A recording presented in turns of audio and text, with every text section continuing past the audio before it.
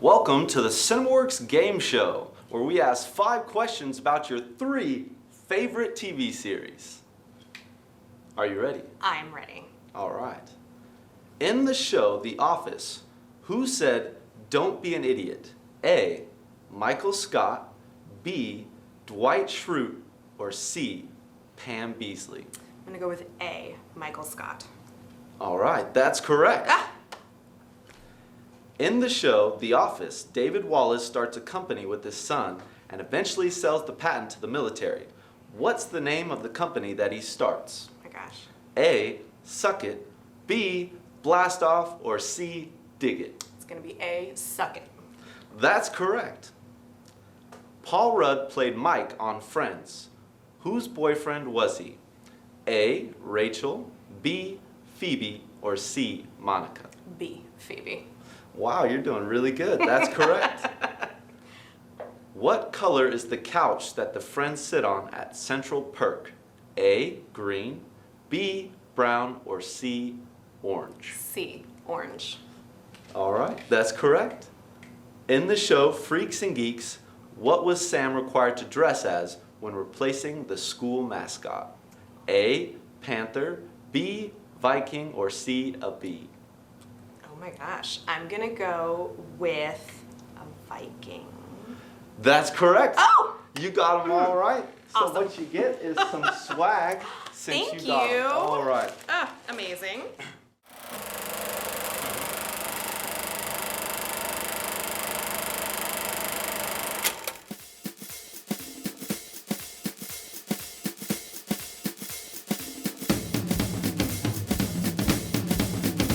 Welcome to CinemaWorks Late Night.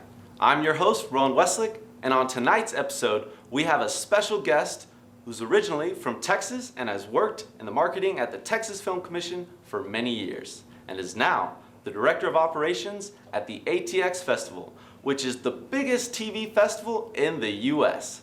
Please welcome Laura Kincaid. Thank you so much for coming on the show. Of course. Thank you so much for having me. Yeah. So can you tell us a little bit about your story growing up and where you went to college, what you study, and why? Sure. So I am a native Austinite, not just a native Texan, born and raised here, and was just recently saying the ACC campus used to be a mall, and I remember it as a mall. But I decided to go to UT when I was in high school and study film. Awesome. My parents are both UT alums, and it seemed like a good fit. So went to UT, studied there, and actually focused on editing. Okay. So I was in the film department, but focused on post-production stuff because it was really enjoyable to kind of put the pieces together. I still really enjoy that feeling where it's the weaving together a story. Yeah. Very cool. So Yeah. during your time in college, what was like the main thing you wanted to focus on to get you where you are today? I, to be totally honest, didn't even know that the jobs I've had since I graduated college existed when I was in school. So I genuinely thought I might be an editor, might move to LA, might move to New York, and so I really did focus on post-production work. Okay. But what kind of leads me into the direction that I did eventually take was I did have an internship at the Texas Film Commission, and it really opened my eyes to sort of the amount and plethora of film jobs that exist that aren't just, I'm gonna make this film. I would have made a terrible film director, and I knew that immediately, so I already knew that I wanted to be more of a supporting role as opposed to a director, but I just didn't know the volume of things that you could do. Okay. And so what interested you about the Texas Film Commission? Like, how'd you even get into that? To be honest, it was a friend who was like, hey, there's this really interesting kind of random internship, and it fit in my schedule. So it was kind of a weird sort of, it just came together. It's an interesting office in that it's part of the Office of the Governor, so it is a state agency, so it's kind of a funky internship to have. Okay. When you do your internship orientation, you're in there with like all the interns from all of the agencies, Okay. and they're all very fancy, and you can immediately pick out the film and music kids, because like none of us had power suits.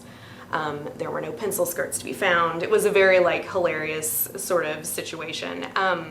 But I found that I really loved it, and so it opened my eyes, and I really loved being at the Film Commission.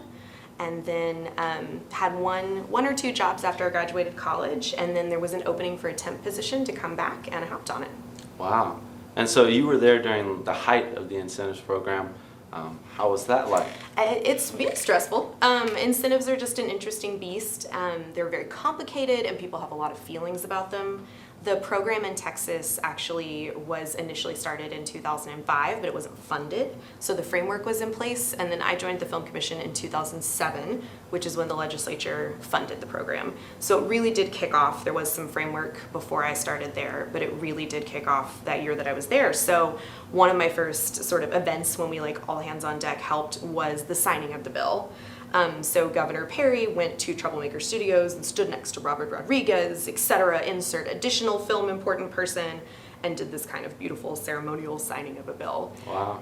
Yeah, which was super cool. And then... you got to see that all happen? Yeah, Wow. I was helping, oh my gosh, so I had the least glamorous job. I had to help people park. So there was a lot of Did you get to meet Robert Rodriguez as he was parking? Or? You know, I think he was already there by the time I got Okay, there. yeah. I have since met him many times. I don't think I met him that day. I'm fairly certain for at least a solid hour I just stood in the parking lot doing this. Yeah, that's what it takes, right? You know what? Sometimes you have the less glamorous jobs. But then got to go in and do the rest of the event and help out with a lot of things, which was really cool. Yeah. Yeah, so the kickoff was really great, and then to be around kind of as the program developed and matured was really cool. Right. So can you tell us, just from your time there, how does the incentive program work? Yeah, so the long and short of it is it's a cash rebate. So basically it is the Texas Texas Moving Image Incentive Industry Program.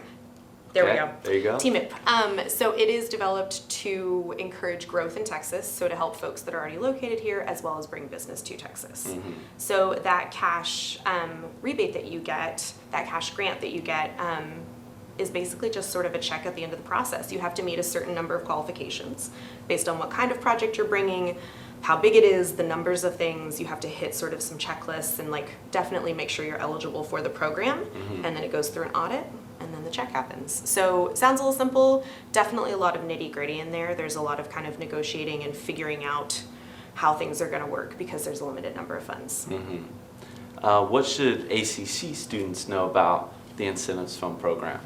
One, it is determined by the legislature. So Okay. it is funded every 2 years when we're in session. So it's an interesting sort of process to kind of wrap your brain around. The Texas Film Commission just administers the program. They are not the ones in charge of funding. They're definitely helping as much as they can, but legally Film Commission or state employees aren't allowed to advocate. So they are not the ones who are gonna lead the troops into battle.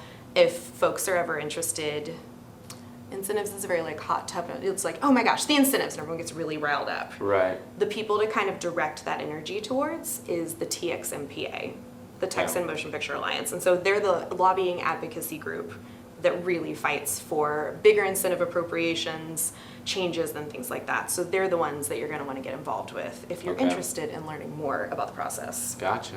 Well, thank you. Yeah. And then so for the Texas Film Commission, for future filmmakers, what should we know about the resources they offer in regards to financing projects or assistance with project needs, or just finding TV and film jobs? Yeah, so the Film Commission is a fabulous resource. They should always be on your little favorites on your window browser on your computer. Okay. So all the services they offer are free because they're a state agency, your taxpayer or perhaps your parents' taxpayer dollars at work. It's a really amazing agency that, as you said, offers location services. I would say that's what a lot of college kids usually tap into. Just a fun little piece of information. If you need a jail or a hospital, it's going to be a little tough. Okay. So just if you're writing a script and you're jail, hospital, or farmhouse, maybe consider farmhouse. Okay. Jails and hospitals are very highly requested, but they have other functions, i.e. helping sick people and Right. housing inmates. But so they're there for location services to kind of help out with all that stuff. There's a job hotline that lists both crew and casting information. So that's really great if you're looking for jobs. That's an excellent resource. It's updated just on the fly. So anytime they get new information, that's updated. They're also just really good at connecting folks. They have contacts throughout the state. They run a film-friendly Texas program that I think now has over 140 communities in Texas that have been film-friendly certified. certified, which is stellar. So that means they've gone through a program with the Film Commission that's basically like how to handle filming, both big and small. Okay. So a lot of the times there's a permitting process in place, there's a contact person. So if you want to go out and film in Lockhart, there's someone that you can call who knows what's going on, who will understand. So if I wanted to like call up, if I wanted to shoot my movie in a certain restaurant, I could have them like kind of work that out and give me the details. They can kind of help you along the process. So we like to call it kind of, it's like pre-production assistance. So a lot of the times it's folks who are just like, I want it in a restaurant. Do you have any options? Do you know any restaurants that are like very film friendly, who have worked with student films before? Okay. And then they can help you connect. Or if you are trying to hunt down that one location, they may be able to help, but there's no guarantee. Right. They're not a regulatory agency. They can't make anybody do anything. Right. They're just there as a resource. Awesome. Yeah. Well, that's super helpful. Yeah, it's an amazing agency. Everybody should contact them and say hello. Should know about this. Yeah. Oh, there's also regional film commissions. So sorry. So in Austin, there's an Austin Film Commission. Regional film commissions are smaller, but they offer many of the same services. So they're also a really great resource. All right. Well, thank you. Yeah, of course. And then after the Texas Film Commission, you moved over to the ATX Television Festival. I did, yes. How did that happen? So ATX Television Festival was founded in 2012. Technically started in 2011, but we had our first festival in 2012 by my two co-executive directors, Caitlin McFarland and Emily Gibson, and both of them are friends of mine. So I had known them for 5+ years before the festival was going to get started. And so kind of their first year, a lot of what the work I did at the Texas Film Commission was with film festivals and kind of just liaising, consulting, like very kind of broad strokes, but I'd seen a lot of things and I knew what would work and maybe what wouldn't. So first year I came in and just kind of helped them, and then that became a lovely habit. And so I would take time off work and I would basically do my job that I do now, but for a volunteer capacity for about a week beforehand. And then, so that was the first 4 years. Our fourth year, we were very big. We had some really popular programming and got kind of explosive, and it became aggressively uncute for me to swing in a month before the festival and go, what are we doing this year, guys? Like, they needed somebody who was prepared, who knew what was happening, and who was involved in the planning like way earlier. And so it just so happened I was looking to kind of explore new things, and I made the change. Awesome. Yeah. And so what are you most excited about for this year's festival? I think I'm most excited. We have 2 reunions on plate that I'm really pumped about. We are doing a Scrubs reunion. And then we are doing a Cougar Town reunion. So both Scrubs and Cougar Town were created by Bill Lawrence. Cougar Town was also created by Kevin Feigl as well. So there is just an amazing group of humans, I think, that are going to come, and nothing is more exciting than being able to reunite a cast that really enjoys each other's company but haven't seen each other in a while. Yeah, for sure.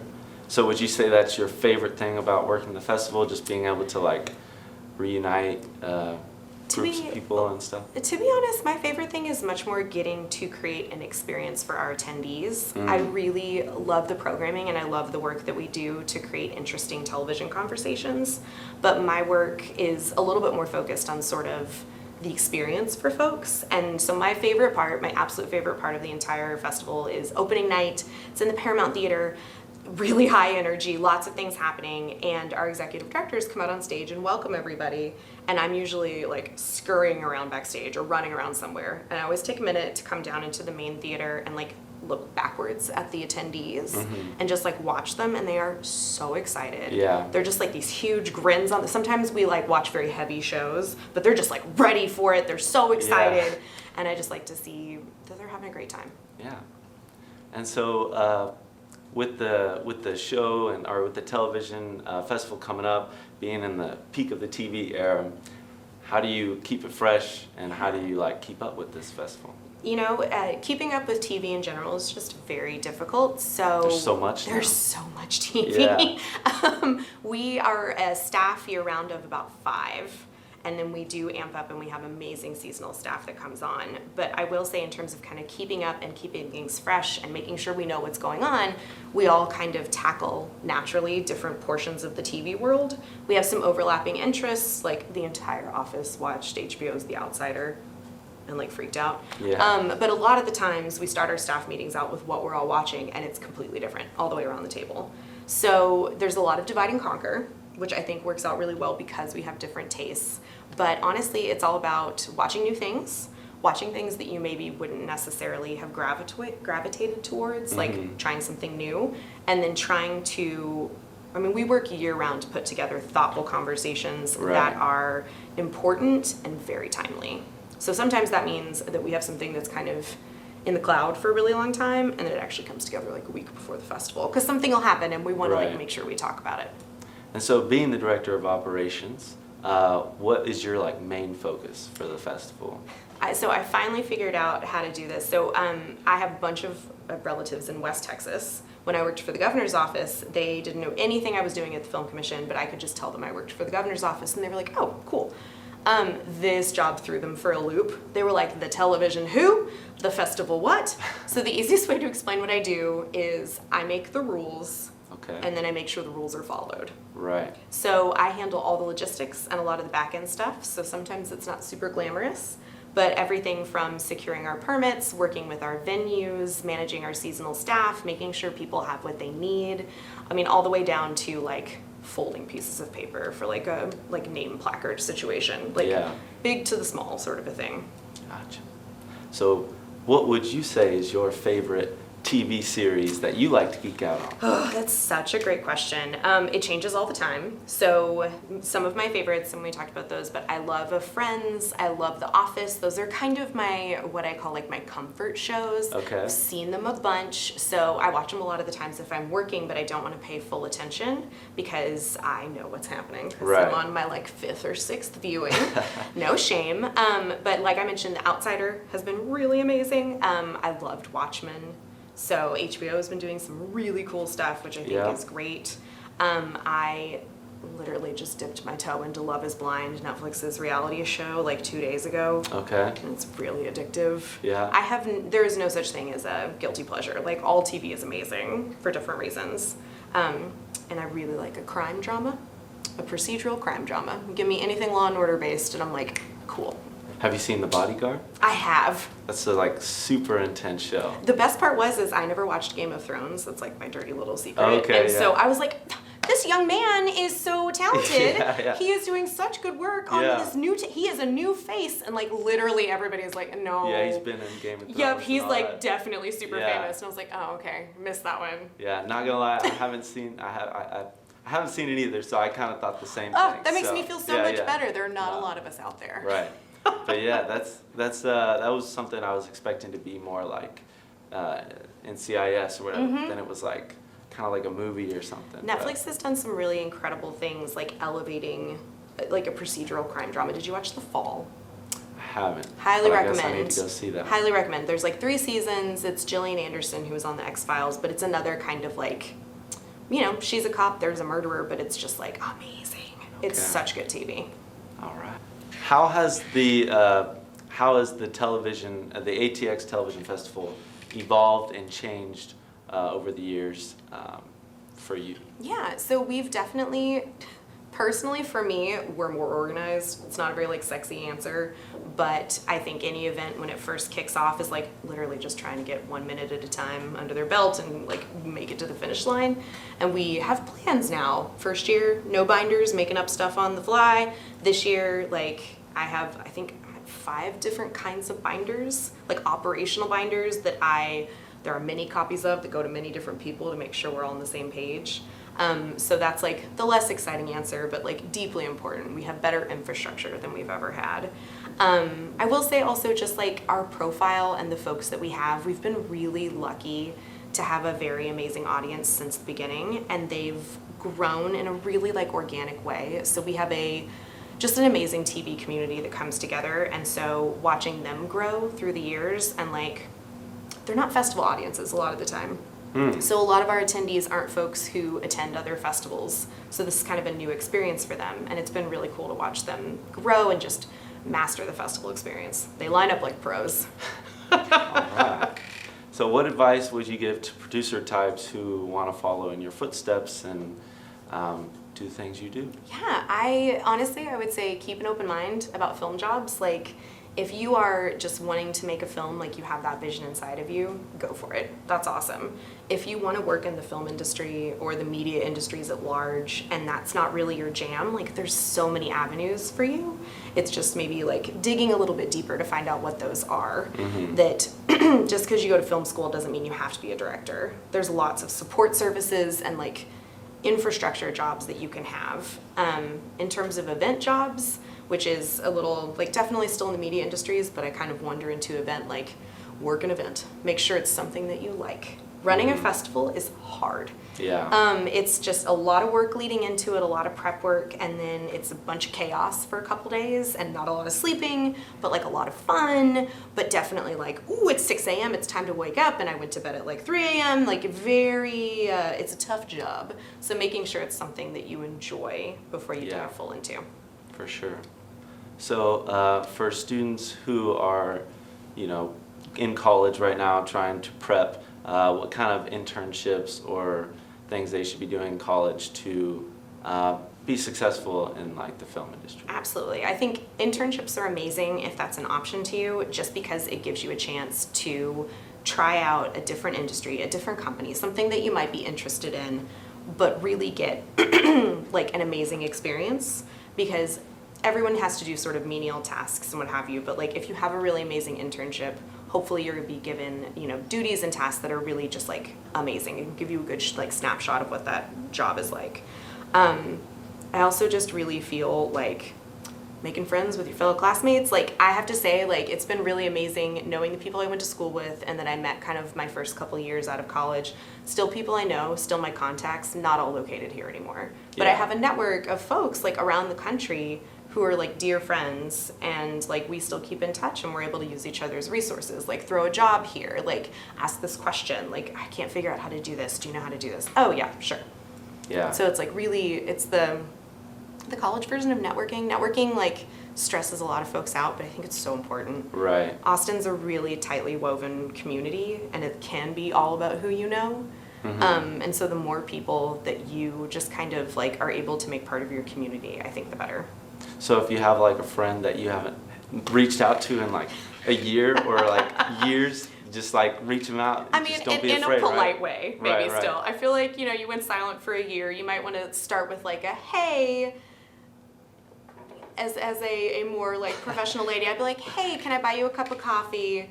Like something a little bit as opposed to like, hello, I would really like you to work on my film. Are you available on Saturday from 1 p.m. to 3 p.m.? Like, maybe like slide in there. Gotcha. But yeah, absolutely. So do you feel that like staying in Texas or like branching out, going to LA, New York is like important when you're in like the film industry and trying to grow? I think it really depends, one, on you as a person, and two, sort of where you want to go with your career. So I really thought I was going to go to LA because that's what everybody was doing.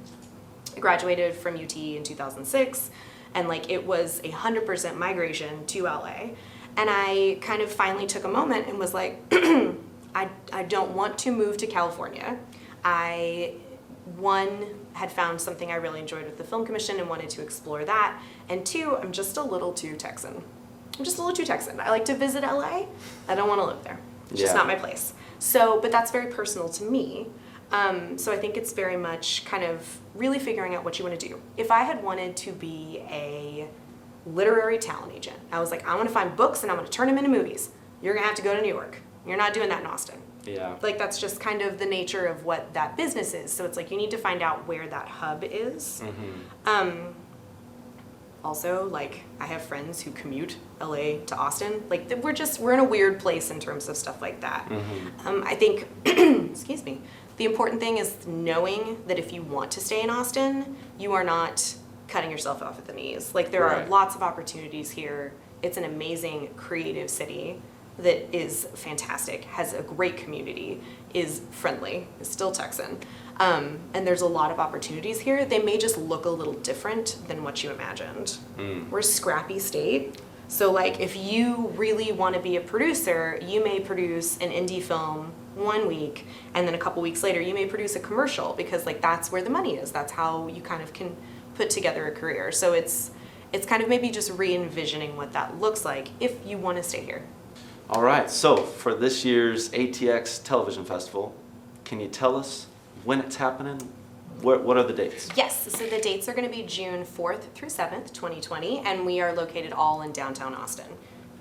All right, anything exclusive to know for ACC students or anything of that sort? So we're working on something for ACC students, but we do right now have an existing student discount. So if that's something you want to take advantage of, you can just give us an email, tv@atxfestival.com. It's also on our website. And then if for any reason you do have an interest in events like we talked about, we are open for volunteers, which kind of runs the gamut of things. We're a very small festival, so sometimes that's an easy way to sort of, one, experience an event, but also get to see some stuff. Yeah, for sure. In a behind-the-scenes way. Well, thank you to Laura Kincaid, my guest today and Director of Operations at the ATX Festival, where participants can learn, meet, and obsess over their favorite TV shows, along with the creators and talent behind them. The festival is set for June 4th through the 7th, and you can get your pass and your badges at atxfestival.com. Check it out. I'm Rowan Westlick, your host. Thank you for joining us today, and we'll see you next time.